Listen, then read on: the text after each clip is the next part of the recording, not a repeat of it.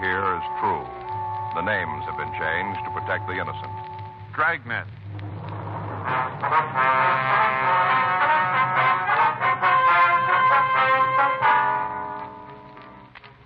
You're a detective sergeant. You're assigned a robbery detail. You get a call that a flower shop has been held up. 2 men have been shot. One of them killed. Your job? Check it out.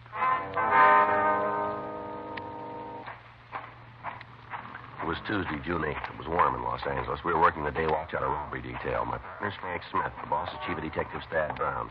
My name's Friday. We were on our way out from the office, and it was 10:15 a.m. when we got to the corner of 7th Street and Bunker Hill Avenue. The Stoneham Flower Shop. Back there, Phil. Wasn't any way for me to know what it was all about till it was too late. Yes, sir. Just stood there, didn't move around, just stood. Oh, you fellas want to see me? Police officers. This is Frank Smith. My name's Friday. Central? That's right. Roberts, one of 16. You answer the call? Yeah. I'm the fellow that shot the crook, you know. Yes, sir. Did you get a description? Yeah, it's out. Metro sending a couple of cars to help us look for the suspect. Very good. Anything else I can do for you? No, not right now. Okay, I'll get on outside then. Right, thank you. You'll take care of the report then, won't you? Yeah. Okay, we'll check with you. Good. Nice fella. Yes, sir. Could have used him back to home. Sir? Good man like that. Could have used him. What do you mean? Ran a detective agency back home. Had a couple of men sleuthing around. He made a good one. Mm-hmm. Would you tell us what happened here? Ain't nobody done that yet? No, sir. We just got a hotshot call that there'd been a robbery and shooting. We came right out from the office. You heard about it? No, sir. Well, don't you worry. I'll fill you both in and give you the whole story. All right, sir, if you would. Abner Stossett. What's that, sir? Full name's Abner Davis Stossett. After Jeff. Who? Jefferson Davis, the president. Oh. Don't usually use the middle name. People out here don't seem to understand three, just the front and back. Abner Stossett. Yes, sir. All right. Now, if you tell us what happened. They shot Danville.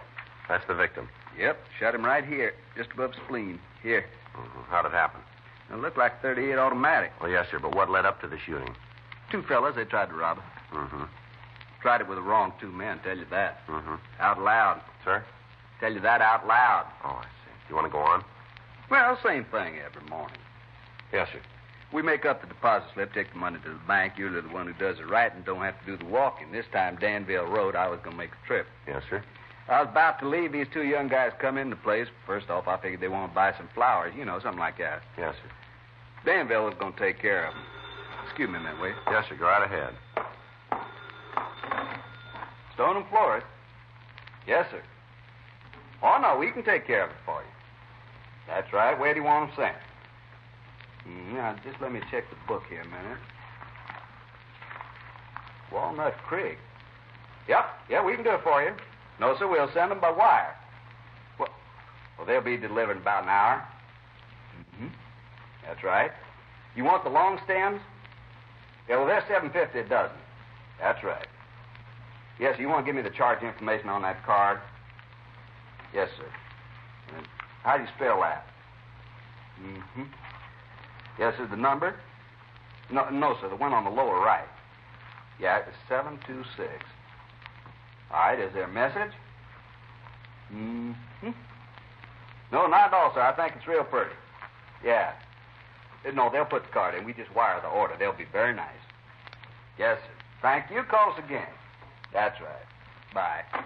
Got to send some roses up to Walnut Creek. Birthday for a girl named Irma. Mm-hmm. Wonder if we can get back to what happened here. Oh, yeah. Well, these 2 fellas came in. They just stood there with their feet kind of spread out like they just got off a boat, Stood there, just looked around. Was there anybody else in the store? Just Danville and me. I see. What'd the men say to you? Only one of them talked, the dark one. He asked me if there's anybody in the back, workroom back there. I told him there wasn't, and that's when he showed me the pistol. Stood there in high cotton, waving it around. Told me to hand over the bag of money. Were you carrying it at the time? I told you that before. I was on my way to the bank. Sir. Danville wrote the slip. I was going to the bank. I understand. Now, what did he say when he showed you the gun? Said it was a stick-up. Do you remember his exact words? I have them kind of fast, man. Let me see. I think it was, don't try anything. It's a stick-up, like that he said it. I see. Now, how'd the shooting start? Well, Danville said he wasn't going to have no kid talk to him like that. He reached out, took a swing at the kid, a real roundhouse. Mm-hmm. Dark kid ducked back, pulled the trigger, shot Danville right here. Spleen. Dropped like a rock. Mm-hmm. I pulled out my gun and started shooting. You always carry a gun? When I'm going to the bank, you never know what's going to happen. You have a permit? It's against the law to carry a gun without permission, ain't it? Yes. Well, then I got it. After you pulled your gun, what happened? I shot. Yeah, I can understand that. Shot right at the dark fella. You hit him, huh? I don't often miss. I see. Hit him 3 times. Here in the chest. Mm-hmm. What was the other man doing while this was happening? He pulled out a gun, too, and the balloon went up. Bullets flying all over the place. Yeah. Then both of them took off, run out of the place. I followed them. Mm-hmm. Got to the door. The dark one turned around. Going to shoot at me again. Uh-huh. Didn't move fast enough. I pulled the trigger, hit him right in the middle of the chest, went down like a dropped duck egg. What about the other one? He started running down the street. I guess about the only thing he was wanting was to get away. Yeah. Took 2 shots at him while he was running. I blazed away. Only had 2 more bullets in the gun. I gave them both to him. You hit him? Yeah, at least once, because I saw him jerk. It might have been both times. He kept running, though. What'd you do then? And come back in here, see what I could do for Danville. Made him as comfortable as I could, and then I called the police. All right. He came sliding up and took out after the fellow that got away. The ambulance came and picked up Danville and the other guy. Yes, sir. Now, what if you could give us the description of the man who got away?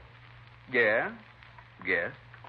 I'll call Georgia Street and check on the other suspect. That Right. ain't going to do no good. What? You don't have to inquire about him. He's dead. You're sure about that? Son, I know when somebody's dead. Yes, sir. I hit that fella 4 times in the chest with a .44. I saw him drop. About as much life as a sack of cornmeal. He was I'll dead. check anyway. All right. Yeah, sure sorry. What are you sorry about?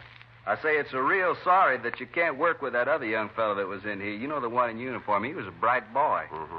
This fella here, he couldn't even fill out an application for our agency. Would you give us the description? First line. I beg your pardon? I say he wouldn't even be able to fill out the first line. Didn't know who Jeff Davis was. Hard to believe. Yeah, now about that description? Well, fellow was about your height, weighed in maybe 150, around there. Mm-hmm. He had light hair, lighter at the top and down by his head like he was bleached in the sun. Any marks or scars? No, nothing that stand out. He had a kind of a flat face. What about his clothes? White shirt, kind of tan pants, carrying a leather jacket with the fur around the collar. Yeah, I know what you mean. Both of them had those. Was there anything in the way they talked? An accent, maybe? No, just North talk. I can't tell the difference much of the time. Mm-hmm. Would you know the man if you saw him again? You bet I would. Just stand him up in front of me and I'll lay it on, point him right out. Mm-hmm. What'd you find out? I talked to the hospital, Joe. Yeah? Are you sure you hit one of the suspects, mister? Positive. And he was on the sidewalk. Saw him hit and die. What's the matter? Well, the ambulance only brought in 1 person. Yeah. The dead man's gone.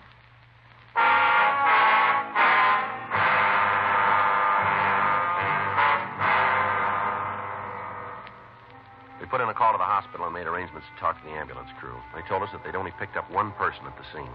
They went on to say that there wasn't another injured party on the premises anywhere. A check with the officer who answered the original call brought out the information that there hadn't been anybody on the sidewalk when the radio car had gotten there.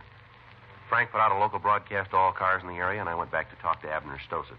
I told you before, that boy ain't too bright. Now, you're sure you shot that man? Look, I'll go along with you and say maybe I did miss the first 3 times. That ain't likely, but just for the sake, I'll admit it. All right, sir. But I know I hit him outside. I was closer to him than I am to you. Ain't nobody could miss that close. All right. Come on outside. Take a look at the sidewalk. You tell me if it's my imagination. All right, fine. They got it out, Joe. All the cars in the area are looking for All it. right, fine. One thing I'm always proud of is the way I can shoot. I don't hardly ever miss. I know I didn't this time. Mm-hmm. Now, just look at that. Take a look. You tell me that's blood, ain't it? Yes, sir, it looks like it. It is. I was standing right here. Right here. He was there. He turned around, tried to shoot me. I fired at him. He went down right there. You can see where the big stain is. Right there. Uh-huh. Well, how'd they get there? What do you mean? Well, did you see a car? Yeah, I told the other cops about it. That's it right there. Drove up in it and got out. Did you see him get out of the car? Yeah, I was just leaving the store, and I saw him right after they come in the store. All right, you want to check the car? Yeah. Now, don't go touching it. The cop said not to. Mm-hmm. Was there anybody else who saw the man on the sidewalk? You mean besides me? That's right. Not that I know of. As soon as I emptied my gun at the blonde fella, I went back in the store. I stayed there till the police car pulled up. Mm-hmm. Not more than 3, maybe 4 minutes. Yes, sir. Not more. But I'm telling you, he was right here. Lying there, and he was dead. Mm-hmm. Crime lab's on the way out to check the car. Mm-hmm. Well, looks like the suspect might have gotten up and walked away, doesn't it? If he did, then it's really one for the books. Trail of bloodstains here. Yeah. Never nothing like this happened back home. Back there, when you shoot somebody, he's got the courtesy to stay shot. Trail stops. Mm. Let's check over there and see if we can pick it up. Yeah.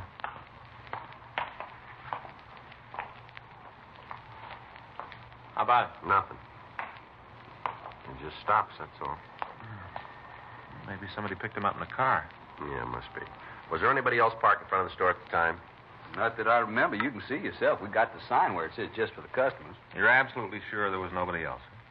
If I wasn't, I'd have told this fella. Yes. You didn't see the man get up off the sidewalk? No, there wasn't no reason for me to look at him. As far as I was concerned, he was dead. I still ain't sure he wasn't. Well, the trail of bloodstains showed that he did leave here. It still don't sell me. I better start checking the neighborhood. Right. You want me to help you? No, sir, that won't be necessary. Mr. Friday, Yes, sir. could I talk to you for a minute? All right. Alone?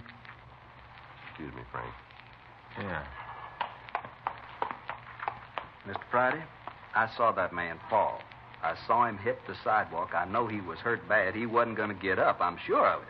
Yes, sir, we understand. I told him all that. I just don't see how I could have made a mistake like that. That fella couldn't have gotten up. He's dead.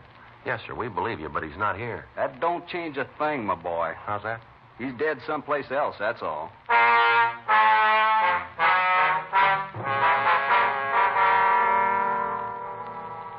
An immediate search was started of all buildings in the area. If the suspect had walked away from the scene, the amount of blood on the sidewalk indicated he couldn't have gotten far without help.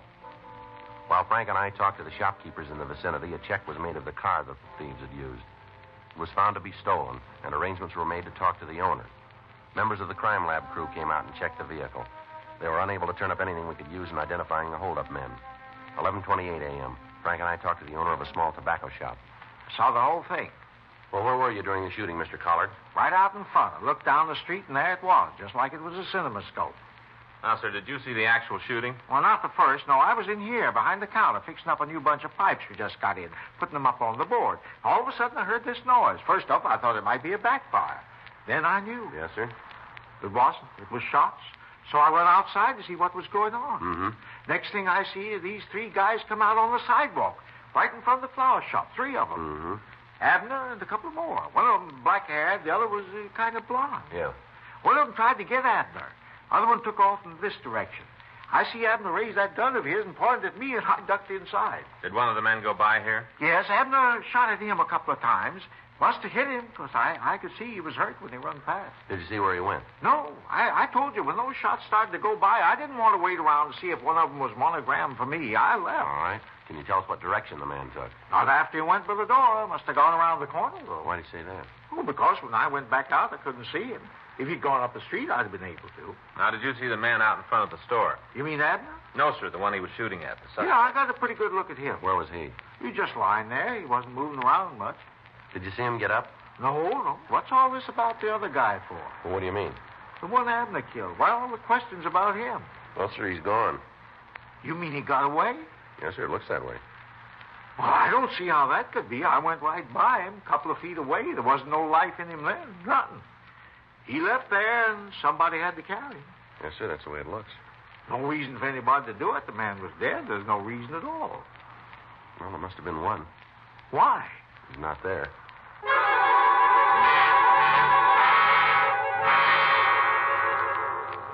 Frank and I checked out the rest of the neighborhood, but we failed to turn up any information. None of the shopkeepers in the vicinity had seen where the blonde holdup man had gone. All of them who had seen the man on the sidewalk were willing to testify that he was dead. Yet the physical evidence at the scene indicated that he'd gotten up under his own power and walked away carrying 4 bullets in his chest. 2:40 p.m. Frank and I returned to our car and began to cruise the streets in the area. 3:15 p.m. Well, it doesn't look like we're going to find him. Well, Frank, he's got to be here someplace. Unless somebody picked him up. Yeah, it's possible. Yeah. Fellow on the bench over there, you see him? Oh, yeah. Waiting for the bus. He was there when we went by before. Take it easy when you pass him this time. All right. Better pull over. Yeah. Matches the description. Uh-huh. Looks like bloodstains on his shirt from here. It sure does. Fits in good. All right. You cover him from that side. I'll go this way. Right. Joe, he's got a gun. Joe, you all right? Yeah, thanks to this mailbox. I saw him pull the gun. Thought sure he got you. Well, he didn't miss by much. Well, we better check him. Yeah. I hit him twice, Joe. Take it easy. He's dead. There wasn't anything I could do. It was you or him. Puts us in a corner. Yeah. He was our lead to the other suspect.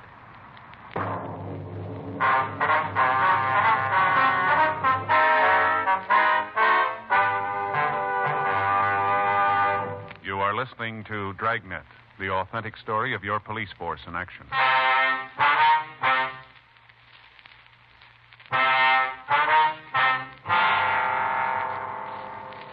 The coroner came out and removed the body. The victim was identified as Jeffrey Burnham, age 27. From his package, we found that he'd been arrested several times on charges of armed robbery and that he'd served one term in San Quentin. Abner Stossett identified him positively as one of the holdup men. Frank and I went back to the office to do a complete check on his friends and known acquaintances in the hope that we could turn up something to lead us to the other man. The search for the dark suspect was continued during the night without result. The next morning, we met with Lieutenant Stoner, and we made arrangements for additional men to aid us in checking out the list that we'd made on Burnham's friends. 8:47 a.m. You ready? Yeah, let's go. I get it. Robbery Friday. Yes, sir. Right away. Yes, sir. Bye. The victim, Abner Stossett. Yeah. Says he came across something this morning. What was it? Should tell us who the missing man is.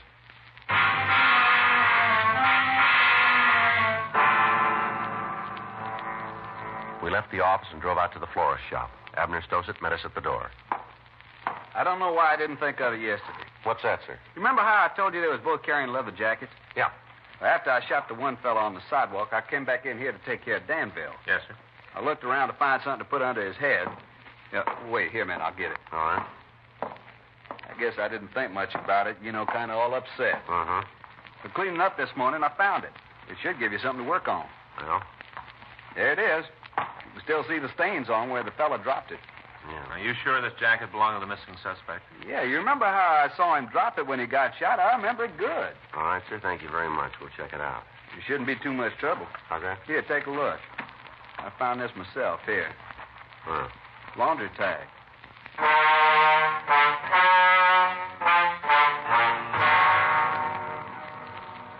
We took the jacket over to the crime lab. Lieutenant Lee Jones started to check through his records for the name of the cleaner that had serviced the garment. Frank and I went back to the office and talked with Officers O'Donnell and Gerber. They told us that the list of the suspect's friends had been checked without result. The search for the missing man had been called off, and the additional units had returned to Metro Division. At 4:30 p.m., we got the call from Lee Jones. He gave us the name and address of the cleaner. Frank and I left the office and drove over to his shop. Yes, sir. Something I can do for you? Police officers. This is Frank Smith. My name's Friday. Oh, How do you do, sir? hope there isn't anything wrong. No, sir. We just like some information. I got it. It's yours. All right, sir. Ever see this before? Leather jacket. A lot of them around. How about this tag here? It's one of yours, isn't it? Let's see. Yeah, it's our mark. Can you tell us who brought this jacket in to be cleaned? It'd be hard to say. Well, the way we got it belongs to a fellow about 25, dark hair, about 150 pounds. We do a good-sized business. Hard to remember all the people who come in. That's right, sir, but do you have that many leather jackets? No. Wait a minute. Let me think a minute. Might be outside, but it could be. What's that? Halleck. Norman Halleck. He looks like how you said. I've done some work for him and his family. It might be him. Can you tell us where we can find him? I got his address in the book. I can look it up for him. If you would, please. Might be. I hear he's been in trouble with the cops before. Would you know what for? No, it's just neighborhood gossip. Anything I'd want to put my name on. Uh-huh. Here it is. Norman Halleck. Hallik. 10267 Sacramento Street. All right, sir. Thank you very much. Why don't you tell me what he's done? I think it'd be better if we talked to him about that. Sure, it's his business anyway. Yeah. That's the trouble with people nowadays. They're all the time pushing in on somebody else. Uh-huh. Telling things they aren't sure about, giving people bad names for nothing. Well, there's one small difference here. Huh? This fellow made his own name.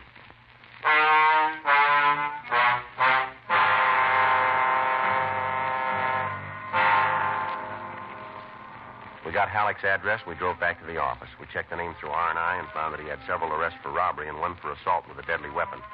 We pulled his mugshot and drove out to see the victim, Abner Stossett. No, that ain't him. No. No. Wait a minute. Here he is. You sure, are you? Yeah, I think so. Let me see that again. Go ahead. Eyes are the same. Hair's a little shorter. No, it doesn't make any difference. Sir? That's the man.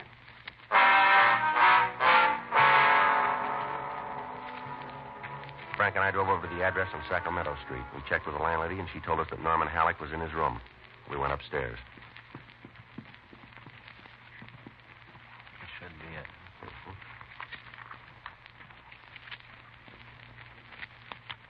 All set? Yeah. Freeze, Halleck, right there. What do you want? Turn around. What? Turn around. Put your hands up on that wall. Come on, move. Stand still. All right, he's clean, Joe. All right, let's go. Well, what's this all about? Come on, let's go. Well, you got to make a charge. All right, suspicion of robbery. You're out of your head. You tell us about it, will you? Sure, it's a bad beat. It always is, isn't it? It doesn't make any difference. You take me down, book me. I'll be out right away. All I need is a little time. Yeah, well, then you're in real trouble. Huh? You just ran out of it.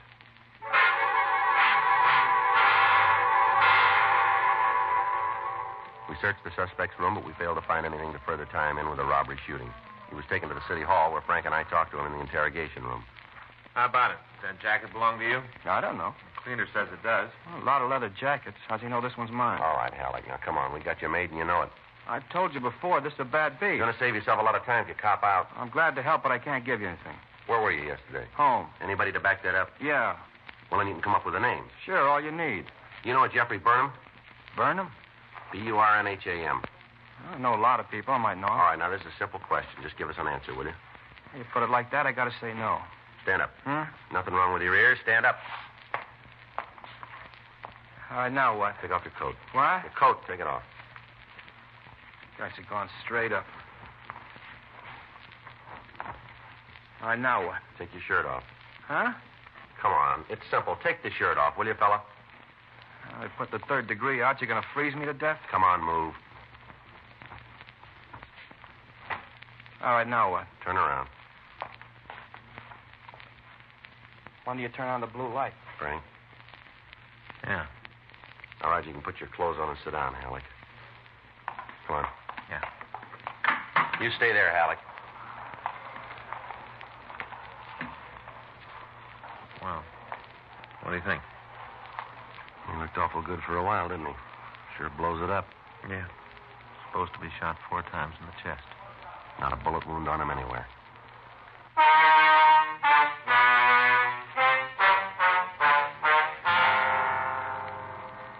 A special show-up was arranged, and the suspect was shown to the victim. On seeing Halleck in person, he was unable to give us a positive identification. The suspect was detained at the main jail while we checked out his alibi for the day of the robbery. It held. Several people swore that he was 2 miles from the scene when the shooting took place. We questioned him about the leather jacket. He was unable to come up with an explanation as to how it could have gotten to the scene. We checked out all of the people in the building where he lived, all of his friends and associates, and on June 11th, he was released from custody. 10:16 a.m. Frank and I got back to the office from the main jail. Well, I guess better check with the skipper, huh? Yeah? You got a good excuse? Yeah, we'll just tell him the way it happened. He has to go along with it. It's the truth. Well, Joe, it isn't logical that a man could walk around with 4 bullets in his chest and we can't find him. Well, then you tell me what we're looking for. Well, you think Halleck gave us all he had? I don't know. At least we know he's clean. Yeah. No. Where do we go from here? We'll go tell the skipper. All right. Just put it in the books and keep working on it. We got one thing with it. Huh? That guy's around someplace. Sooner or later, somebody's going to have too much to drink, maybe get in a fight with their girlfriend, trust somebody too much, but they're going to say something. When they do, we'll hear about it. And we'll get to him. Yeah. Just a matter of time. Mm-hmm. One thing, we got more than he has.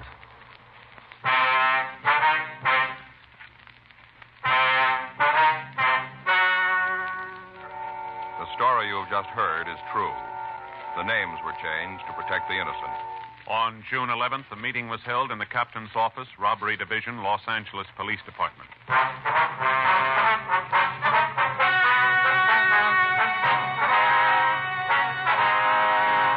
The case was completely reviewed and a report written on the results of the investigation. As of this date, that investigation is continuing.